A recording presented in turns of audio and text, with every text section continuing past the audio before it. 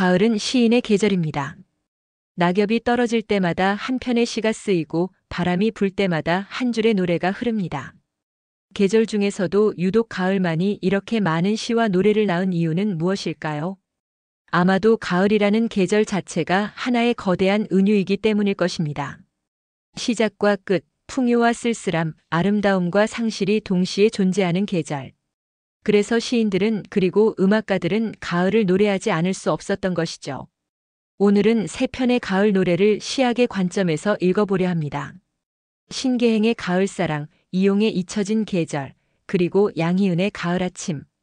이 세 곡은 모두 가을을 노래하지만 각각 다른 시적 언어로, 다른 이미지로, 다른 리듬으로 가을을 그려냅니다.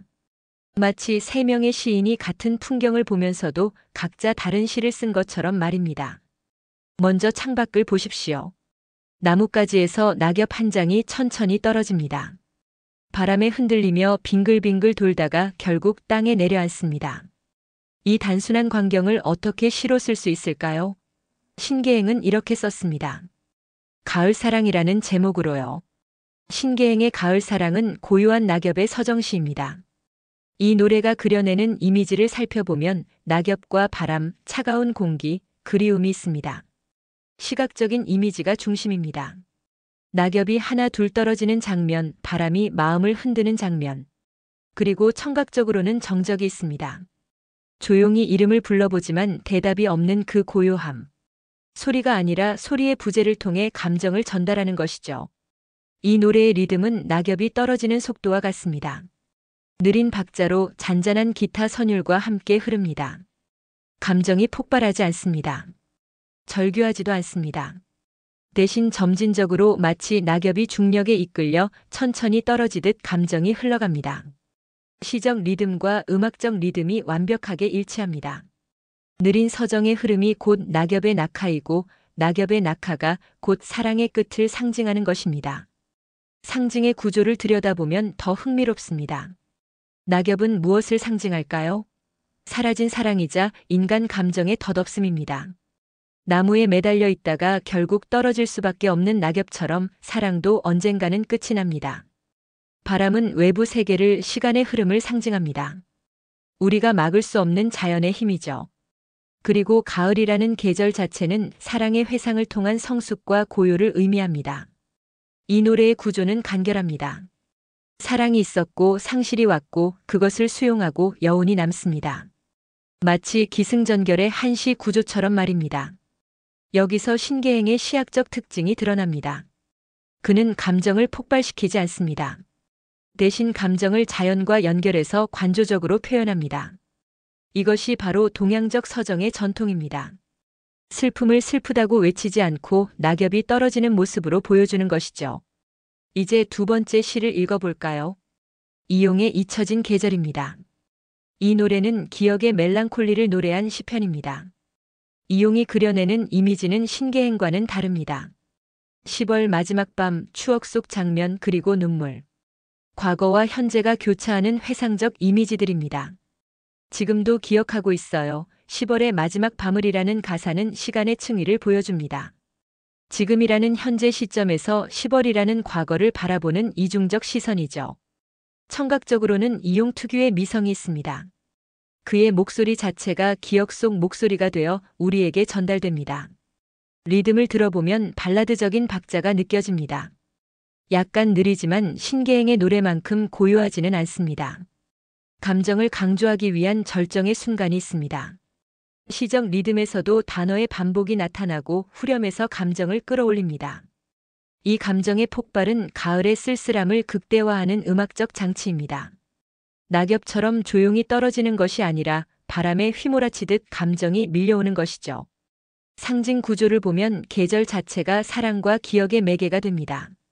밤은 잊지 못한 사랑을, 인간 내면의 어둠을 상징합니다. 시간은 되돌릴 수 없는 과거를 의미합니다.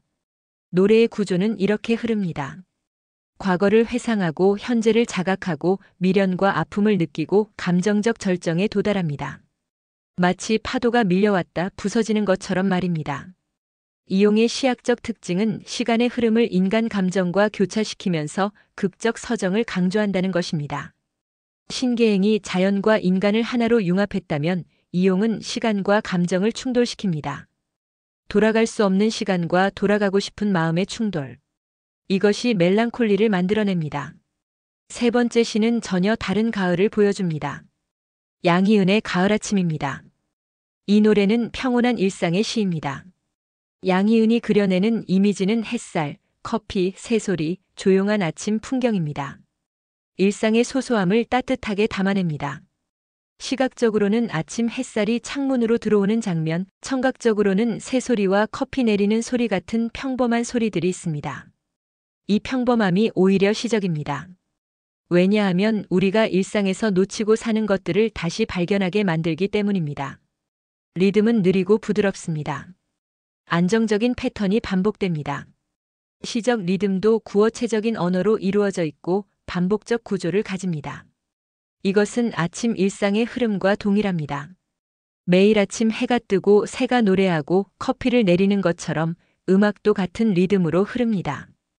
음악과 이미지가 완벽하게 일치합니다. 아침의 평온함과 안정적인 리듬이 하나가 되는 것이죠. 상징을 보면 아침은 새로운 시작과 삶의 지속을 의미합니다. 햇살은 희망과 감사를 상징합니다. 가을은 성찰과 성숙, 자연의 순환 속에서 삶의 안식을 찾는 계절이 됩니다. 노래의 구조는 일상을 관찰하고 감사하고 내적 평온을 느끼고 삶과의 연결감을 확인하는 흐름입니다. 양희은의 시학적 특징은 가을의 쓸쓸함 대신 삶의 조화와 안정을 강조한다는 것입니다. 상실을 노래하는 것이 아니라 남아있는 것을 노래합니다. 떨어지는 낙엽이 아니라 여전히 비추는 햇살을, 차가운 바람이 아니라 따뜻한 커피를 시적 대상으로 삼습니다. 이것은 일상의 시적 미학입니다. 거창한 것이 아니라 평범한 것에서 아름다움을 발견하는 능력이죠. 자, 이제 세 편의 시를 나란히 놓고 비교해 볼까요? 같은 가을이라는 계절을 노래하면서도 이렇게 다른 시를 쓸 수 있다는 게 놀랍지 않나요? 먼저 이미지를 보면 신계행은 낙엽과 바람과 공허를 그립니다. 이용은 시벌밤과 기억과 눈물을 그립니다. 양희은은 햇살과 새소리와 커피와 아침을 그립니다. 같은 계절이지만 완전히 다른 풍경입니다. 리듬도 다릅니다. 신계행은 느리고 관조적이며 점진적입니다.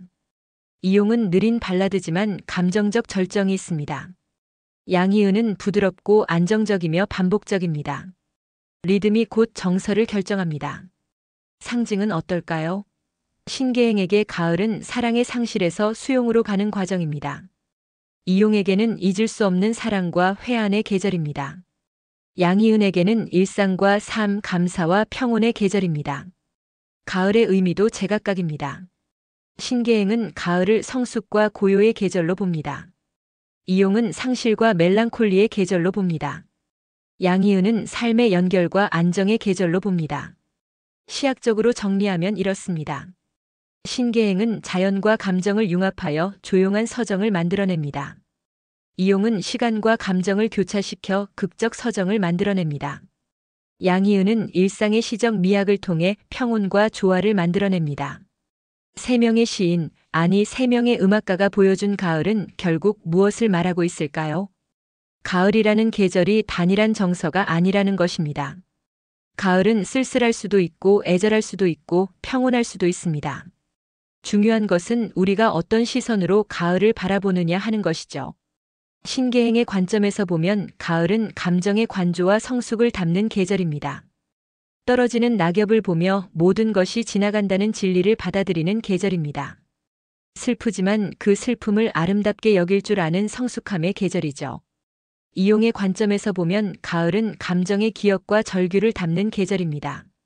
돌아갈 수 없는 시간을 알면서도 계속 그 시간을 그리워하는 인간의 모순을 보여주는 계절입니다. 잊혀진 것 같지만 절대 잊히지 않는 사랑을 확인하는 계절이죠. 양희은의 관점에서 보면 가을은 감정의 평온과 일상의 감사를 담는 계절입니다. 상실보다는 소유를, 끝보다는 지속을 보는 계절입니다. 매일 아침이 오고 해가 뜨는 것에 감사하는 계절이죠. 이 세 가지 관점은 모두 옳습니다.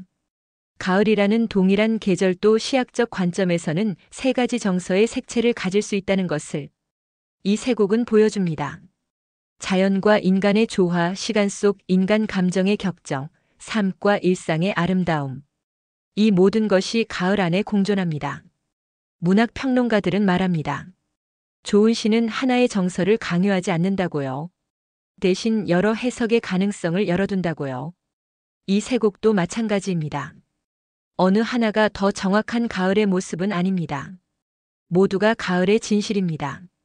어떤 날은 신계행처럼 낙엽을 보며 조용히 사색하고 싶을 것입니다. 어떤 날은 이용처럼 과거를 회상하며 눈물 흘리고 싶을 것입니다. 또 어떤 날은 양희은처럼 아침 햇살을 보며 미소 짓고 싶을 것입니다. 그 모든 날이 우리의 가을입니다. 이 세 곡을 연속해서 들어보십시오.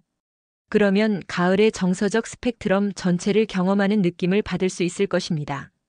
쓸쓸함에서 시작해 애절함을 거쳐 평온함에 이르는 여정. 마치 가을이 깊어지는 과정처럼 말입니다. 가을은 시인의 계절이라고 했습니다. 그리고 우리는 모두 자기 인생의 시인입니다.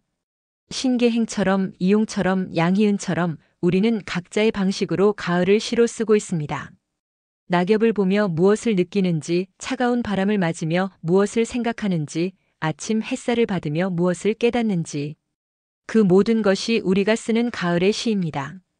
오늘 저녁 창밖의 가을을 보면서 물어보십시오. 나에게 가을은 어떤 의미인가? 낙엽의 계절인가, 기억의 계절인가, 아니면 감사의 계절인가? 그리고 그 답을 찾았을 때 당신은 자신만의 가을 시를 완성하게 될 것입니다. 세 곡의 노래가 우리에게 가르쳐주는 것은 이것입니다. 가을은 하나의 정답이 아니라 무수한 해석의 가능성이라는 것. 그리고 그 모든 해석이 아름답다는 것. 이것이 바로 가을의 시약입니다. 시청해 주셔서 감사합니다. 구독, 좋아요, 알림 설정은 큰 힘이 됩니다.